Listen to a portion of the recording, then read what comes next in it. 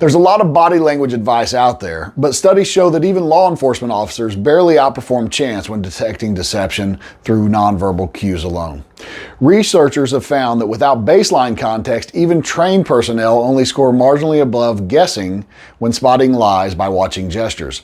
This is why we're tackling the 3 most dangerous myths about reading people today. We've compiled research from former FBI agents and behavioral experts to show you what really works. What if you could tell if someone was a threat not by their stance, but by the way they held a simple bag? The signals most people think indicate danger are actually completely harmless. So, if you've ever tried reading body language before, go ahead and give this video a like. Let me show you something that might surprise you. You see this guy with his arms crossed? Most YouTube experts would tell you he's being defensive or closed off, but they're missing something crucial. This is one of the biggest body language myths out there, and it could actually put you in danger if you rely on it. I want to explain why this matters so much. Former FBI agent Joe Navarro, who spent 25 years reading people professionally, explains that crossed arms are often just a self-soothing behavior. It's basically a self-hug that people do in uncomfortable environments like crowded places. Navarro specifically notes that people actually cross their arms more in public settings as a way to self-comfort. This posture isn't automatically a sign of defensiveness or that someone is hiding something. What's happening is that our brains love simple patterns. Crossed arms equals danger is easy to remember and makes for clickable YouTube thumbnails. But reality is so much more complex. The human body communicates in subtle context-dependent ways that don't always fit into these oversimplified rules. The real danger comes when you dismiss someone as non-threatening because they don't match these oversimplified danger signs that you've learned. You might focus so much on looking for crossed arms that you miss the actual warning signs happening right in front of you. This kind of tunnel vision creates vulnerability. Navarro points out that people cross their arms in all kinds of situations that have nothing to do with defensiveness. You might cross your arms while watching a movie or waiting for someone. It doesn't mean you're feeling threatened or being deceptive. This posture is incredibly context dependent. I personally tend to want to stand in a crossed arms position as it's comfortable to me. That said, I typically default to our casual defensive posture as it's more tactically sound. Either way, my inclination to cross my arms isn't because I intend to be danger or aggression. In fact, in my case, that's about the last position I'd want to be in before an attack. Temperature, comfort, and cultural differences all affect arm positioning. In many cultures, body language cues have completely different meanings than what we're used to in Western contexts.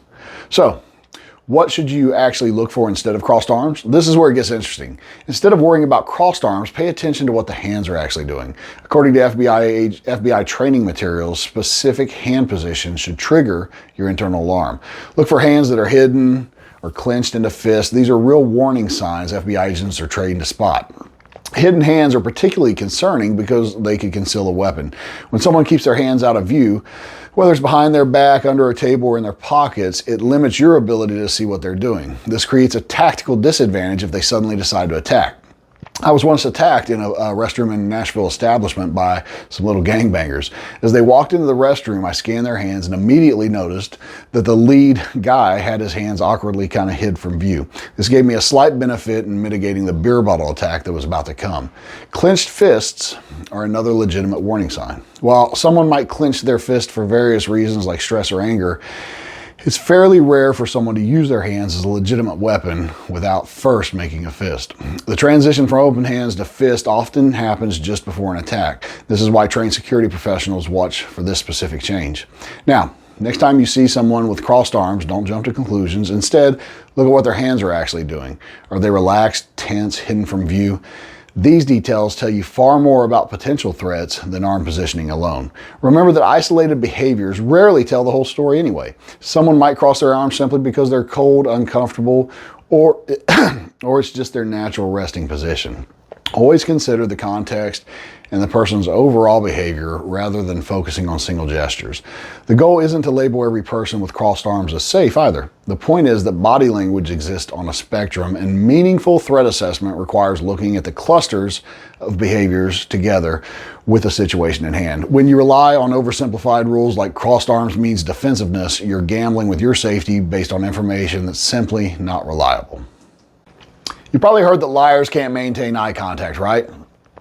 That's what makes this next myth so dangerous. It's one of those body language rules that sounds right, but actually puts you in risk in real-world situations. The idea that avoiding eye contact means someone is lying or hiding something is incredibly widespread. We see it in movies, TV shows, and even some training programs. Parents often tell their kids, "Look me in the eyes and tell me the truth," as if eye contact is some magical truth detector. But this is an oversimplified rule, and it's setting you up for failure when it matters most. Once again, former FBI agent Joe Navarro warns that eye contact varies by culture, personality, and stress. So you can't treat averted gazes or a stare as a universal sign of deception. Focusing on a single cue like eye contact is a mistake because there are too many variables to affect it. In official FBI training, Navarro notes that a prolonged unblinking stare can actually be a dominance or predatory display, while rapid blinking spikes often accompany stress. These nuances get lost when we reduce body language to a simplistic rule about eye contact.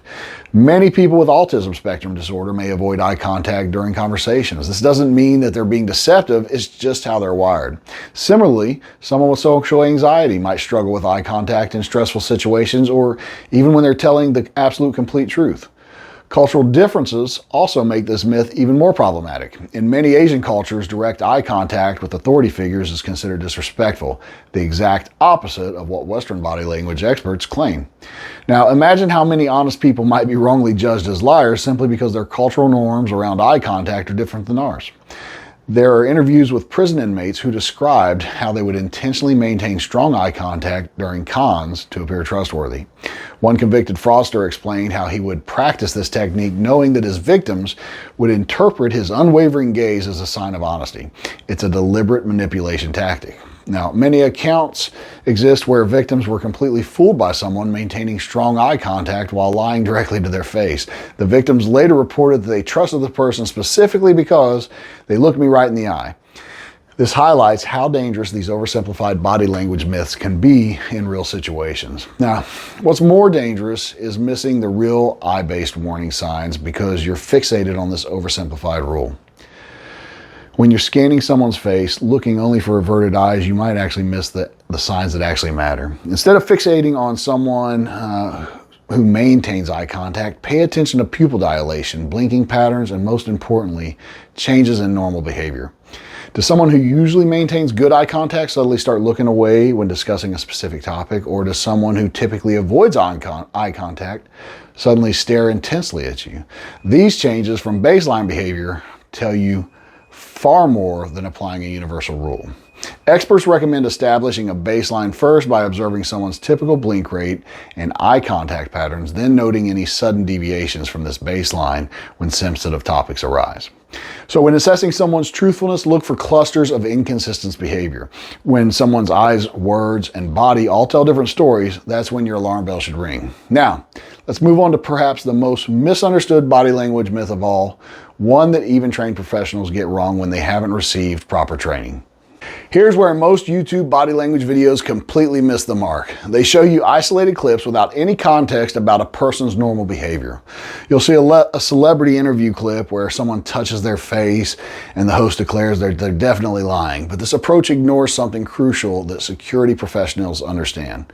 Without establishing someone's baseline behavior first, interpreting their body language is like trying to read a book in a language you don't understand. You must recognize, or you might recognize, I should say, a few words here and there, but you'll miss the actual meaning. This is why most people get body language reading completely wrong. What looks like nervousness might be someone's normal fidgeting. You probably know people who naturally tap their feet or twirl their hair. That's just how they sit in a conversation. It's how they are. But put them in a high stress situation and suddenly that normal behavior gets misinterpreted as signs of deception. The opposite happens too. What seems like a calm confidence might actually be unusual stillness for someone typically very animated. This can be even more dangerous to miss. When someone who's usually expressive and moving suddenly goes still, that's often when you should pay the most attention. This explains why even trained professionals only perform slightly better than chance at detecting deception through body language alone.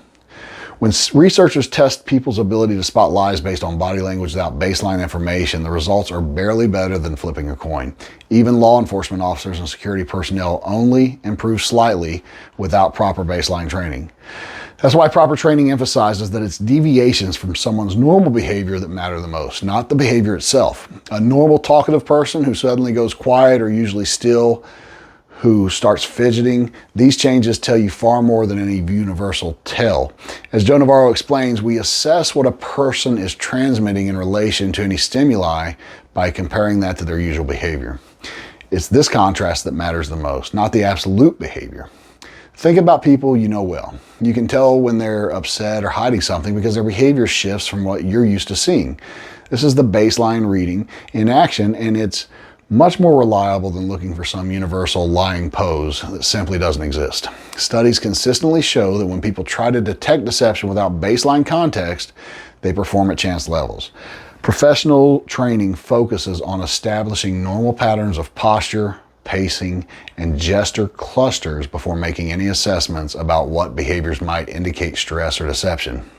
So, let's wrap this up with what you should actually be doing instead of relying on myths. First, whenever possible, establish a baseline by observing someone in a neutral situation before making judgments about their body language in stressful moments. Notice their typical speaking pace, gestures, posture, and energy level. Second, look for clusters of behaviors rather than isolated tells. When multiple signals point in the same direction, your reading becomes more accurate. And third, pay attention to sudden changes in behavior, especially when discussing specific topics. Those shifts often reveal what matters most to someone. Finally, remember that context is everything. Cultural differences, personal habits, medical conditions, and environmental factors all influence body language. This same behavior might mean completely different things depending on the situation and the person's background. The truth is that reading body language effectively requires more nuance than most YouTube videos suggest. It's about developing awareness of behavioral patterns and recognizing meaningful deviations from those patterns. When it comes to reading body language, there's no magical checklist that works for everyone in every situation. The best approach combines a few key skills: getting familiar with how someone normally behaves, noticing when multiple behaviors change together, and paying attention to your surroundings. Body language works best when combined with listening to what people say, trusting your instincts, and being aware of your surroundings. Next time you're in a conversation, try these baseline checks and let us know how it goes. Share your experience in the comments and subscribe for more research-driven tips. Hit like if you found today's myth-busting video valuable, and give us a subscribe. Until next time, safe prepping, stay safe out there.